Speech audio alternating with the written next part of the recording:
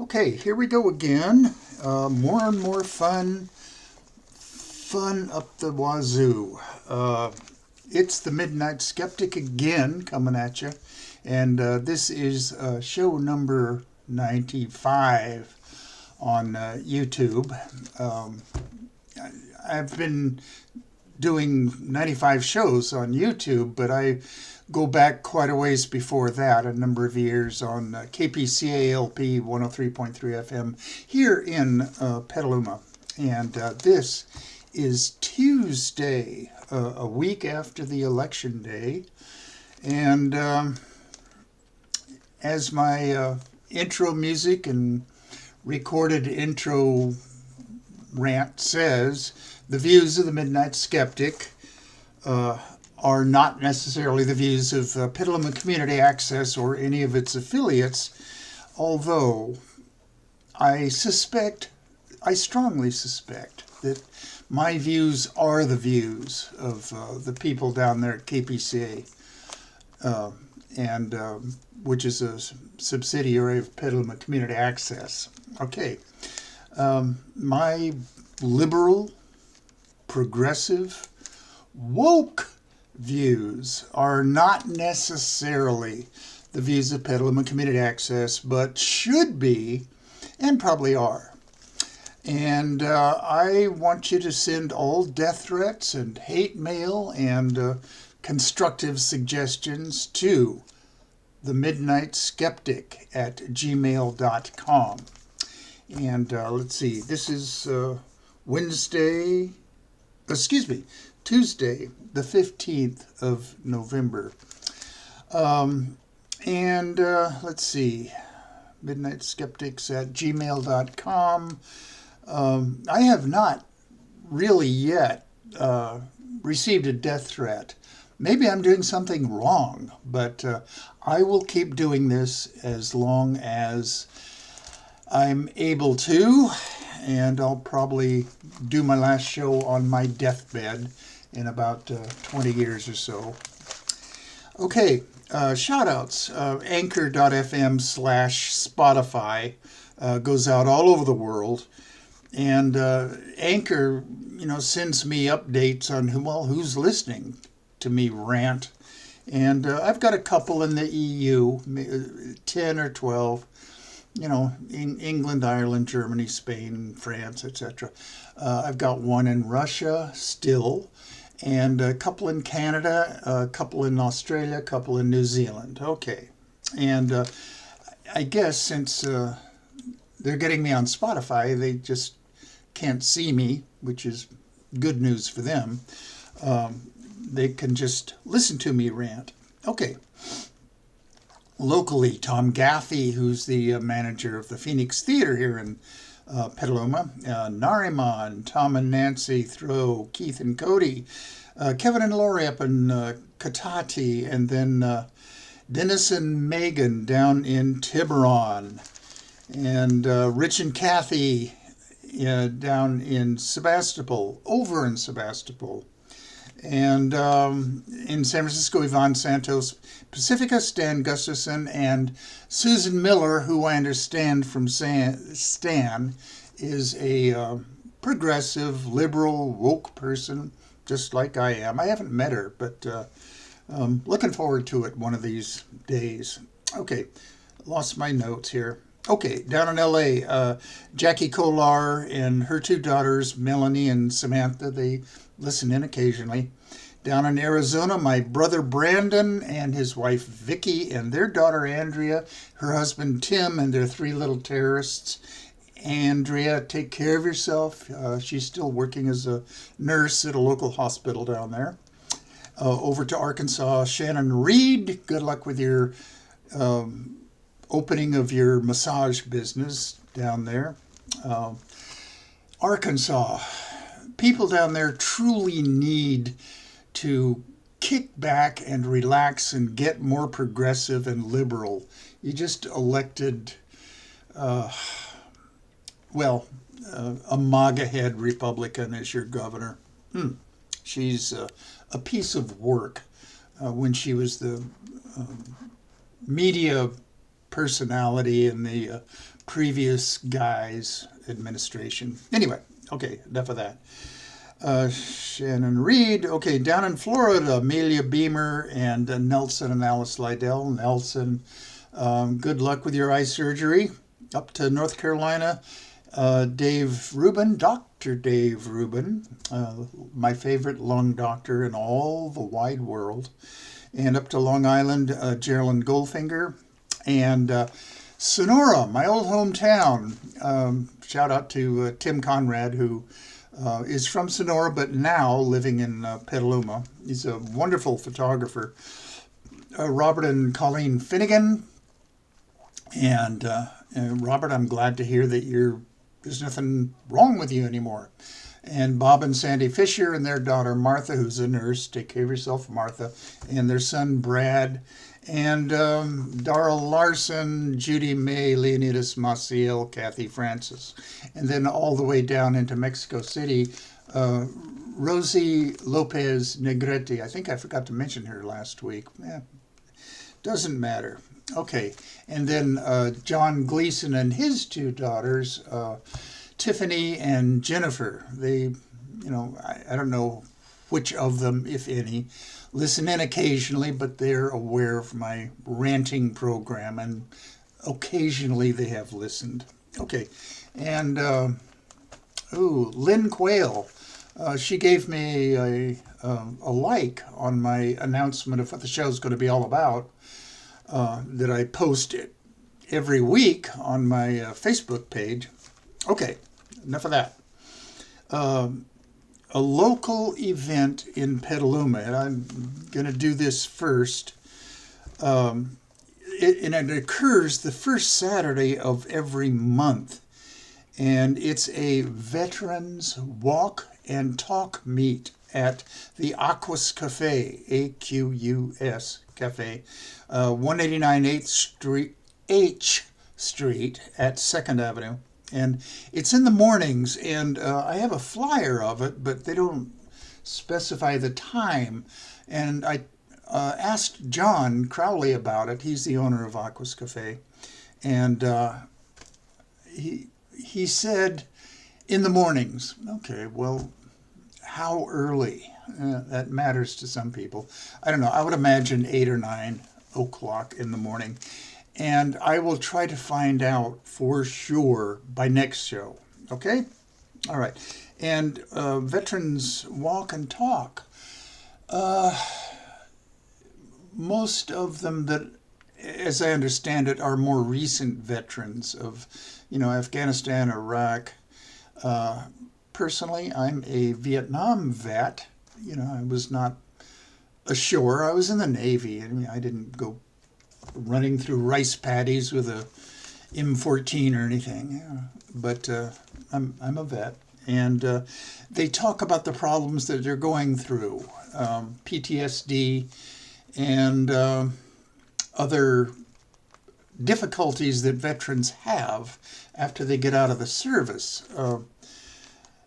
The local veteran, who organized this thing, they've had one walk and talk so far, but they're intending to meet the first Saturday of every month. She herself was homeless for a while and suffered from PTSD, and I'm looking forward to meeting her. The next one, I guess, would be the 3rd of December. Okay, so I'll be down there myself, and wanting to meet her and talk with other veterans that need some kind of help with getting on with their lives. Excuse me, orange juice sip. Okay, and Mickey Huff, he's not a local guy anymore. He moved up to the Sacramento area, and he and Nolan Higdon are the godfathers, plural, of Project Censored. And all my readers, nobody's reading this, they're listening. Gee whiz. Okay, all of my watchers and listeners out there should go to projectcensored.org. I think I made the mistake again last show when I said it was .com. It's .org, O-R-G, Project Censored, all one word, .org. And sign up for their monthly newsletter and go to projectcensor.org for their newsletter and look for their latest yearbook, State of the Free Press 2002. It'll be at your local bookstore, and it's just chock-a-block full of news that didn't make the news or made the news incorrectly reported. Okay. Whew. Okay, I promised always to start the program with good news, and I'm going to do that, and end my programs with good news. There's a couple of listeners and watchers that, I don't want to say they complained about it, but they just suggested that I search out more good news. Okay, well, I've done that. Okay, first bit of good news. Democrats gain control of the U.S. Senate. Thank you, Catherine Cortez Masto in Nevada. And thank you also to John Fetterman in Pennsylvania. He won. And he's going to be a welcome addition to the staid atmosphere in the United States Senate. I sent his campaign $5, okay? I don't usually do that. About the election about 2 years ago, I sent a $5 donation to Vote Vets, and at that time, they were supporting a candidate in Kentucky, and who was opposing. Who was she opposing? Mitch McConnell. Okay, anyway. Mitch McConnell, the living embodiment of a turtle, won. So we're going to be stuck with him for another 4 years or so. Okay. Anyway, good news. John Fetterman won his Senate seat over Dr. Oz, who Oprah Winfrey foisted off on an unsuspecting American public with her very popular TV show. Okay, in the same vein, good news, 72% of women ages 18 through 29 voted for Democrats in House races nationwide and made the difference. Never underestimate the power of pissed off women. And, well, what pissed off the women this time? The freedom to make choices about your own bodies that is increasingly being denied them by the MAGA head-run states and the MAGA head-leaning U.S. Supreme Court. Oh, boy.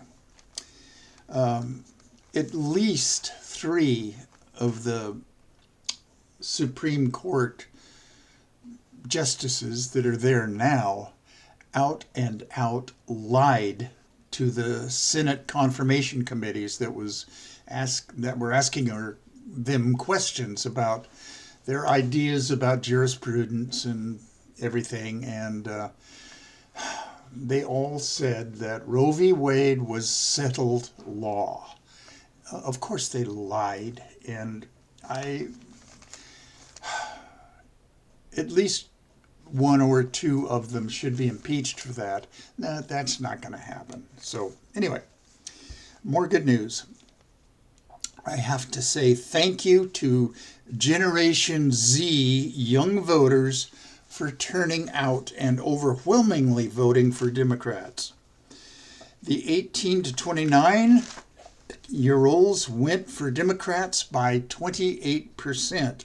That bodes well for the future of this country. And they are pushing the Democrats in a more progressive direction. And that's good. I think the Democrats need to be pushed in a more progressive direction. Yay, Bernie Sanders. Okay. Their concerns, the concerns of the Generation Z voters, are climate change, abortion rights, LGBTQ rights and gun safety. Now, note, I didn't say, and they're not for taking all the guns away from the gun nuts. I would personally be in favor of that, but that's not their position. Just gun safety, meaning background checks and raising the age limits at which you can purchase a gun, especially an assault gun. Okay. Generation Z is a massive generational problems. Oh, I messed up on my notes. Okay. These things that I mentioned, climate change, abortion rights, LGBTQ rights, and gun safety, are massive generational problems that won't be fixed in just one election cycle. They are in it for the long haul. That is very, very good news. It escapes me what the generation after Generation Z is called. Generation Z is the generation after the millennials, and the millennials also came out in good numbers, but they didn't overwhelmingly vote for Democrats. I think they voted for Democrats in excess of about 5 or 6%. So they weren't totally in it for the long haul for Democrats. Okay. Bad news. One of our political parties, guess which one, is using, and this is a phrase that's cropped up just fairly recently, performance cruelty. All right, and I agree with that term being placed on some of the things that they're doing. And the chief performance cruelty politician is Ron DeSantis. Okay, what's performance cruelty? Okay, is defined as a policy or political act that isn't in any way productive, but designed to draw attention and headlines based on how much it harms a group of people. Okay? And I send you to the state of Florida. There is a number of performance cruelty acts. Well, first of all, these poor 19 schlubs that voted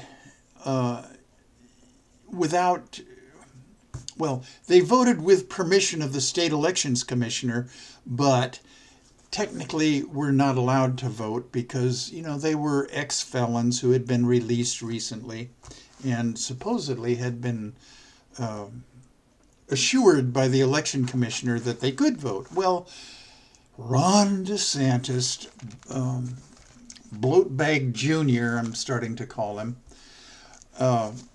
had this big press conference, and he was standing in front of some burly state troopers, and he said he was going to arrest these guys to cut down on voter fraud. I'm a tough guy. And the good news is that these arrests are being thrown out of court. And, of course, Ron DeSantis hasn't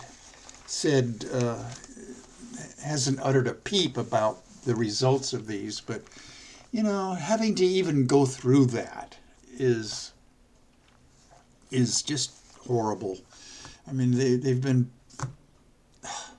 living good lives, supposedly, these 19 guys that voted illegally.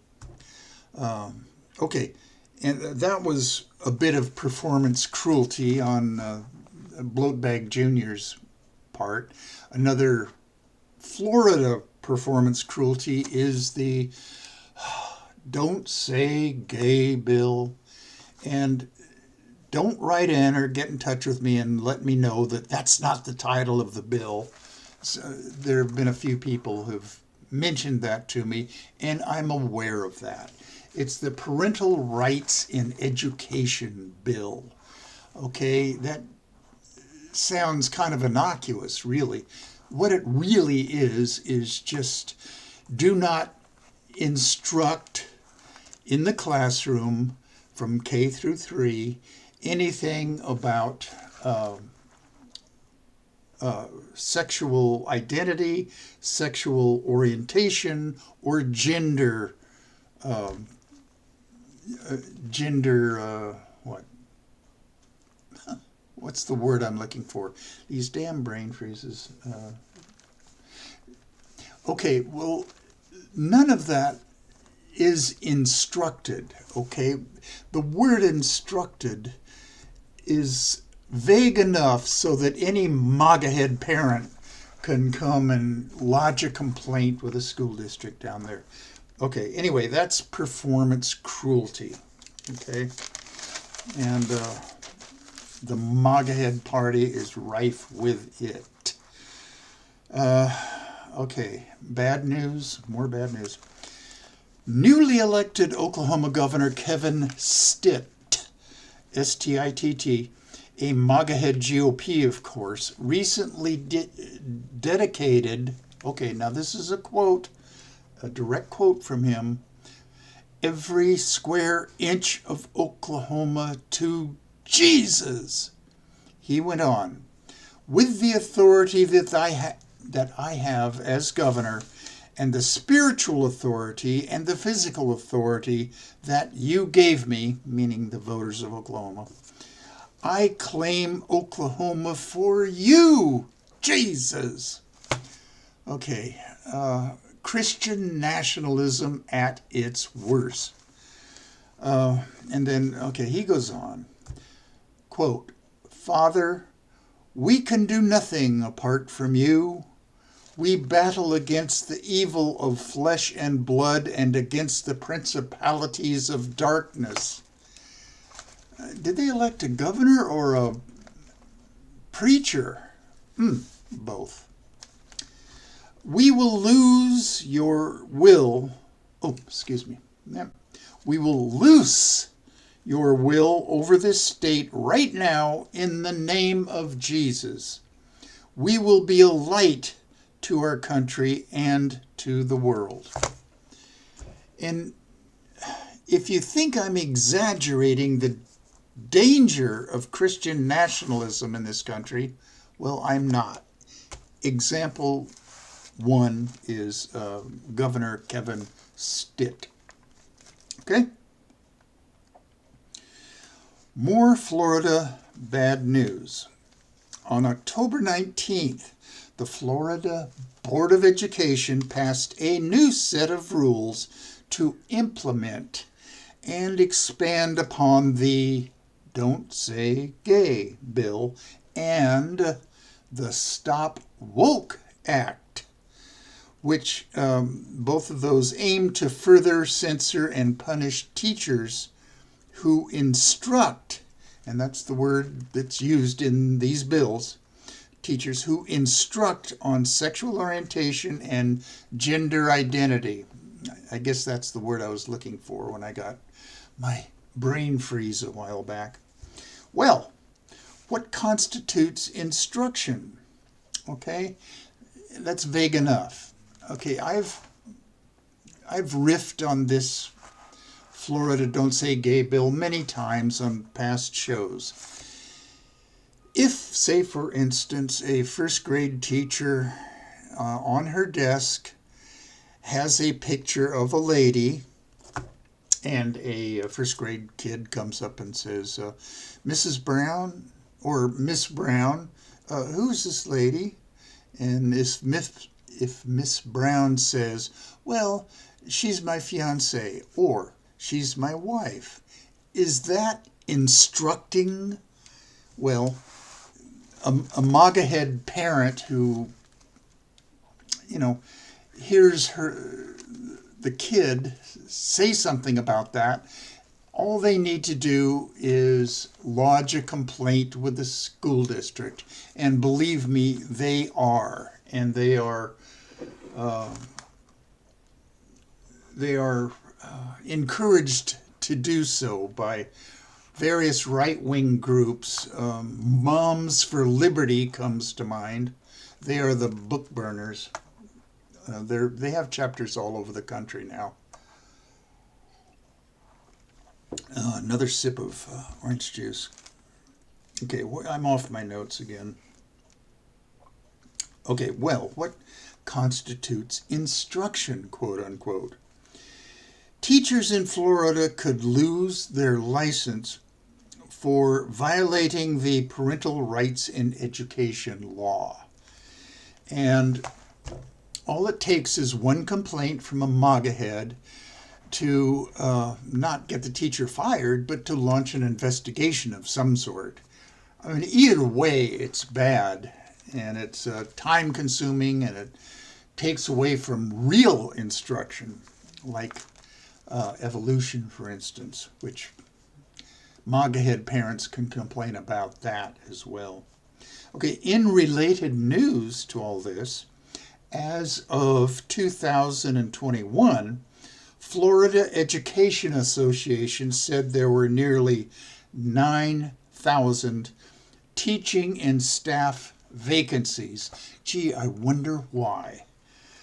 At the beginning of 2022, the FEA, Florida Education Association, said that that number had grown to nearly 10,800 openings, teachers and staff. Okay, if you're a teacher, if you're a middle-of-the-road teacher, especially if you're a liberal-leaning teacher or a compassionate, caring teacher, Florida is not the place for you. You'll be branded as woke. Okay, good news, good news, good news. As of 2 nights ago, Katie Hobbs has won the Arizona governor race. It was close, but that horrible woman, Keri Lake, lost. She'll probably travel to Mar-a-Lago, which the Orange Sociopathic Bloat Bag is holding a rally tonight, supposedly to announce his candidacy for president in the MAGA-head GOP party. Okay, she might travel there to stump for being the vice president on his ticket. Or, another possibility, she may be horrible and cruel and mean enough to be a host on Fox News. That's another possibility. You know, she was a news anchor there in the Phoenix area for a long time, and she has a very polished presence on the stage. I mean, she's used to talking to crowds of people and used to enunciating clearly. But anyway, her meanness and snarkiness just comes through. She might be all of that if she got onto Fox News. She would fit right in on The Five. And I mentioned last week that about my cat petting segment that The Five just snarkily made fun of students who like to pet cats to reduce their cortisol levels, which is a stress hormone. Okay, I can tell that she doesn't have a cat companion, but Keri Lake needs one. I'd be willing to bet, $10 that she doesn't have pets of any kind at home. She is just not, a pet-owning type of person. Another sip.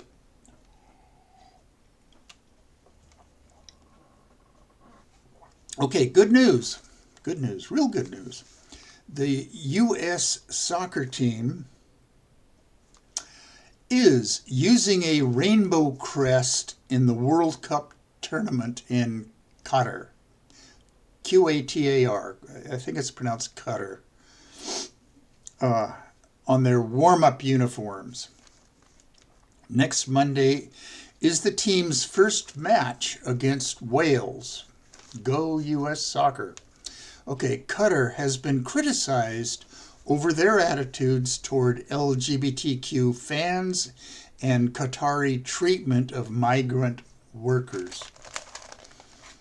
It's not just Qatar, though. Qatar. All Islamic countries are anti-LGBTQ to some degree, some more than others, but the Islamic religion is definitely mean and cruel to those who just love a person of the same gender. And I'll say this again. The world would be a much better and happier and kinder place without religion of any kind. All religions are against women to some degree, some more than others. The Mormons, for instance, women are just property to them. And, okay. MAGA culture war news. MAGA terrorists target the more than 82,000 school board members, which incidentally are the largest category of elected officials in the nation. Now, I'm exaggerating, of course. Not all 82,000 have been threatened, either physically or by email death threats or on Twitter. But the culture wars have engulfed our educational systems, more than 13,000 school districts. I didn't know that there was that many school districts in this country, but apparently there are. Just over a year ago, Attorney General Merrick Garland felt compelled to comment on, quote, the disturbing spike in harassment, intimidation, and threats of violence against school administrators, board members, teachers, and staff, unquote. He directed the FBI to work with U.S. attorneys across the country to hold meetings with various educational leaders around the country to, quote, facilitate the discussion of strategies for addressing threats, unquote, against educational personnel. It's very unfortunate that we have to use the FBI and the Department of Justice and to deal with MAGA heads. Please, the next election, 2 years from now, just vote out all Republicans, more than you voted out this time around. There was no red wave, by the way, which a lot of various pundits forecasted that there would be. Okay. I'm off my notes again. These Garland proposals triggered a torrent of indignation from Republicans and right-wing groups alleging that he was trying to suppress their free speech rights. It's my God-given right to send a death threat to somebody I disagree with. House Minority Leader Kevin the Tool McCarthy accused Garland of labeling parents as terrorists. And of course it's not true. He didn't say anything remotely like that. Of course, that's all BS. Maybe Keri Lake level BS. And Keri Lake, by the way, did tweet after she lost, Arizonans know BS when they see it. She really did tweet that. And which backfired on her because a lot of people said, yes, she's right. Arizonans do know bullshit when they hear it. Okay, Rob Tomaszewski, the station manager. Sorry I said that. I should have just said BS. Hope I don't have any repercussions about that. Who cares? Okay, onward. Since then, the GOP has ramped up its criticisms of school boards, accusing Democrats of promoting, quote, woke ideology, pushing gender fluidity, forced masking, and indoctrinating our children. Whew. Turning Point USA claimed it was a, quote, battle to save America's classrooms. Saving things is always a catchphrase that appeals to MAGA heads. Okay, Turning Point USA, which is a far-right group. I've talked about them on previous shows. Charlie Kirk, the founder of it. It should, spontaneous combustion would be too good for him.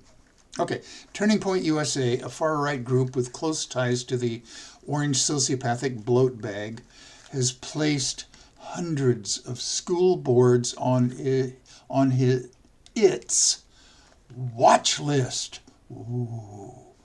About 175 are here in California. 2 school districts, LA Unified and Santa Barbara Unified, are on a very much smaller list of the 13, quote-unquote, most radical districts in the nation. Just a few weeks ago, a man was arrested for making death threats. I wonder who he voted for. Death threats against the school superintendent in Conejo Valley Unified. That's capital Conejo. A 16,000 student district in Ventura County. That's down near LA. That is on Turning Point USA's watch list. The suspect was charged with threatening to, quote, in his email or Twitter or something, put a bullet through the skull of the superintendent. Well, thank goodness they found out who it was and they arrested him. Of course he's a MAGA head. Can you imagine liberal progressive Democrat saying something like that? It's always the MAGA head gun nuts that, love to send threats. Please, if I doubt that any MAGA header is listening to this rant, but if you are, please send me a death threat. Let's see, wasn't it Franklin Roosevelt in 1934 or 5 said, I welcome their opprobrium. I welcome their hatred. Meaning bankers and investment people that were against his New Deal. Okay, I'm off my notes again. Let's see. Okay, last year, the superintendent of Wheatland Union High School District, just north of Sacramento, here in California. Sacramento's our state capital, for those of you listening who don't know that. Okay. Faced death threats for announcing an investigation of students who painted black swastikas on their bodies. And the superintendent just announced that he was going to investigate them, to see what they were all about, why they did it, and they're just probably stupid-ass teenagers who did it for the thrill. A lot of MAGA heads get a thrill out of just being jerks. Okay. Anyway, received death threats. Okay.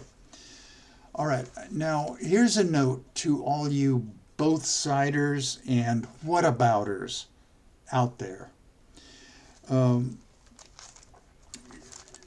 Your arguments that, well, the Democrats do it too. No. What about Antifa?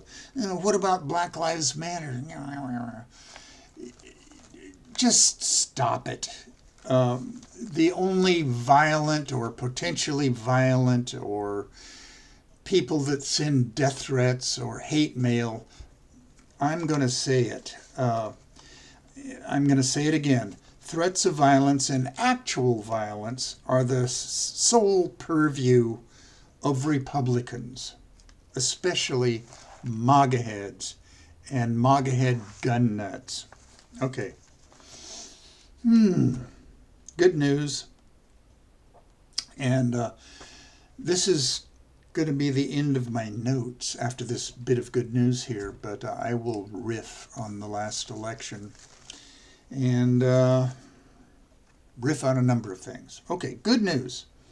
Masks work to cut COVID spread, and a study of Boston school district finds. Okay, mask mandates have been especially incendiary to right-wingers claiming they don't work and they're taking away our freedoms. Now, a research paper details a so-called natural experiment that occurred when all but 2 school districts in the greater Boston area lifted mask requirements in the spring, this year. Researchers took that opportunity to make a direct comparison to the spread of COVID in masking and non-masking schools. The masked schools were linked with significantly reduced numbers of cases of COVID in schools. The study was done by the Boston University School of Public Health and Massachusetts General Hospital. No matter what the facts are, MAGA heads won't be swayed by this finding, unfortunately. I'm going to be expanding on this on my next show, but there is research being done on puberty blockers and bone densities.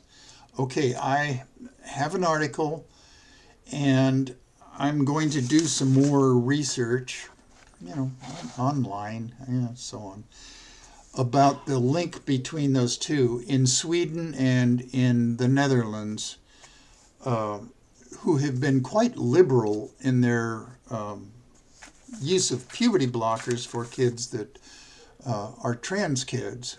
And this phenomenon of a lot of trans kids like coming out of the woodwork and requesting, or their parents requesting, puberty blockers is a relatively recent phenomenon, and long-range studies of the link between puberty blockers and bone density is not firmly established. Now, the MAGA heads will all say that it's experimental. Well, it's not experimental. The puberty blockers do work, and they are reversible. And it does contribute to the mental health of kids who are suffering from gender dysphoria. However, there may be some negative effects about bone density, and I'm going to talk more about this on next week's show. Okay, another thing that I want to close the show out with, I think it was a show, 3 shows ago, I did a segment on this new law in California that was just signed into law by Governor Newsom. I think it was about 3 weeks or maybe 4 weeks ago. And I forget the number of the law. And a real quick peruse.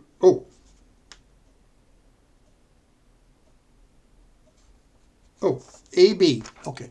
No. Assembly Bill 2098. Okay, which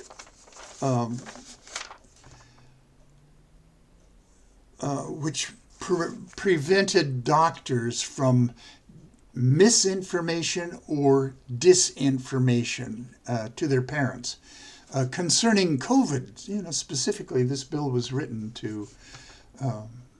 I'm quite sure, although they didn't mention it in the bill or any of the political discussion about it, it was aimed at MAGA head doctors, like America's Frontline Doctors, founded by Simone Gold, who is a MAGA head doctor, and to prevent them from recommending ivermectin and hydroxychloroquine. Now, enough studies have been done on both of those to show that they don't help COVID. Well, the Orange Sociopathic Bloat Bag recommended them, and so his MAGA heads followers, in spite of the fact that they're dying right and left after using hydroxychloroquine and ivermectin to try to treat COVID, they still do it.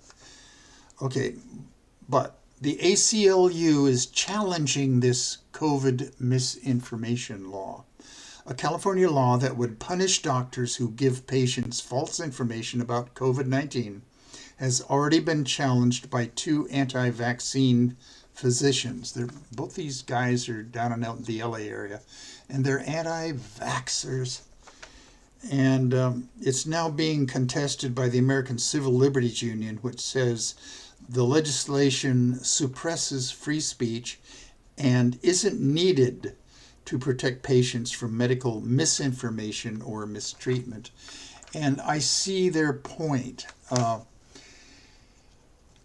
It should only be a last resort to pass a law like this, because the relationship between physicians and their patients is not to be messed with generally. And the ACLU is, if nothing else, is all about free speech. And quote, let's see, who's talking this? Okay, quote, I'll quote this. Rather than employ the existing tools at its disposal, the state has taken a blunt instrument to the entire profession, the medical profession. ACLU attorneys said, okay, well, they don't list who said it, but ACLU attorneys said it, said in a filing Monday in federal court in Los Angeles, where the doctor's lawsuit awaits judicial reviews. AB 2098 by Assembly Member Evan Lowe, Democrat from San Jose, sponsored by the California Medical Association and scheduled to take effect in January, prohibits doctors from giving patients false or misleading information. Well, if you're a doctor and you're telling your patient, just take this ivermectin, it'll help cure COVID-19, that is disinformation, because it's been proven in trial after trial after trial that it just doesn't work. And if a doctor continues to prescribe that to his patients, he should, lose his license. On the show that I originally did, the little segment on Assembly Bill 2098, I called both these doctors quacks. Haven't heard anything back from that, but they are, as are all of America's frontline doctors. Let's see. Okay, if doctors... Okay, that includes information about the risks of the disease, its prevention and treatment, and the development, safety, and effectiveness of vaccines. Those two doctors down in LA are just anti-vaxxers. complaints would be referred to the State Board of Medical Examiners, which licenses physicians and can suspend or revoke licenses for serious violations of medical standards. Okay. In their October 4th lawsuit, Los Angeles area psychiatrist Mark McDonald and family physician Jeff Barke, B-A-R-K-E. Don't go to either of these guys. If I have any listeners that are down in the LA area, do not patronize these doctors. They're quacks. Mark McDonald and Jeff Barke, capital B-A-R-K-E, of Newport Beach in Orange County. They're both represented by two conservative nonprofit organizations who described AB 2098 as a government edict imposing orthodoxy from above. Ooh. And, okay, in my original ranting about this law, I named the law firm, the conservative law firm that's representing them. They represent other MAGA head causes like teaching evolution in the schools, things like that. They're Christian nationalists and quacks. Quack law firm. But anyway, the ACLU is going to bat for these two doctors, and they're challenging this California misinformation law. I'll keep you updated on how it's progressing or not. Whew, okay. The election is over, and it doesn't stop all the begging for money that various Democratic candidates and organizations send to me via email. I'm very happy that the red wave, or red tsunami that some pundits call it, did not materialize. And as of this show, Tuesday the 15th, we don't know quite yet about the House of Representatives. The Senate is 50 to 49 in favor of Democrats right now. If Warnock wins in Georgia, then we'll have 51-49 in favor of Democrats. Georgians, don't embarrass the whole country by voting Herschel Walker in as a senator. It's just, it would be like a male version of Lauren Boebert. Ugh. And I'm sorry to say that I think she won by just a handful of votes in her contest in Colorado there. And there's still 5 or 6 House of Representatives races to be determined this week, I hope. And if good fortune smiles on the Democrats and we run the table, then we might possibly win control of the House of Representatives, and that tool, Kevin McCarthy, would be fighting for his life to become Speaker of the House. And the Republican Party is so fractured now that I think these are the beginning cracks in the edifice of the Republican Party. One can only hope. Okay, I've got to play my play out music.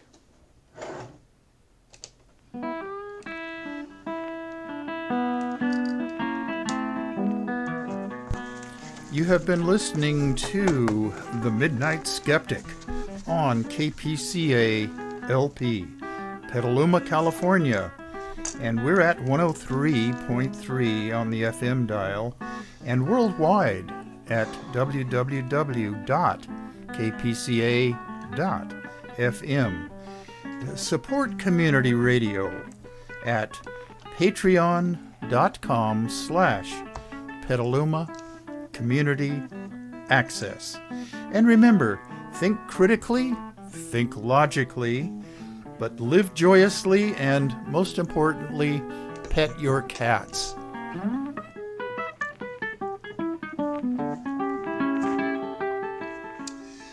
Okay, if you got a few bucks laying around that you don't know what to do with, go to Patreon and send a few bucks into the Petaluma Community Access.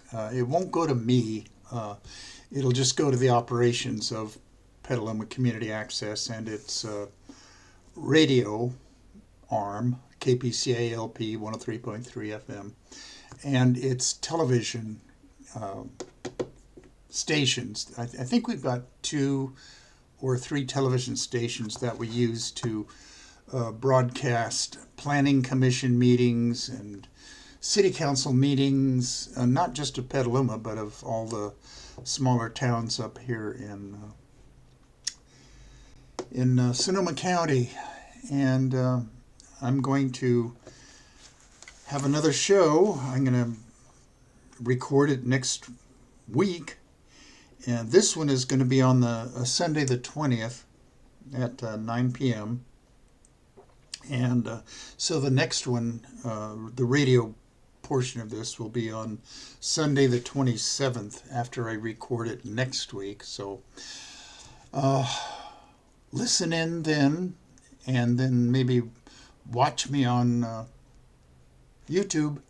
This will be downloaded to YouTube as soon as I take the headphones off. So see you guys in a week.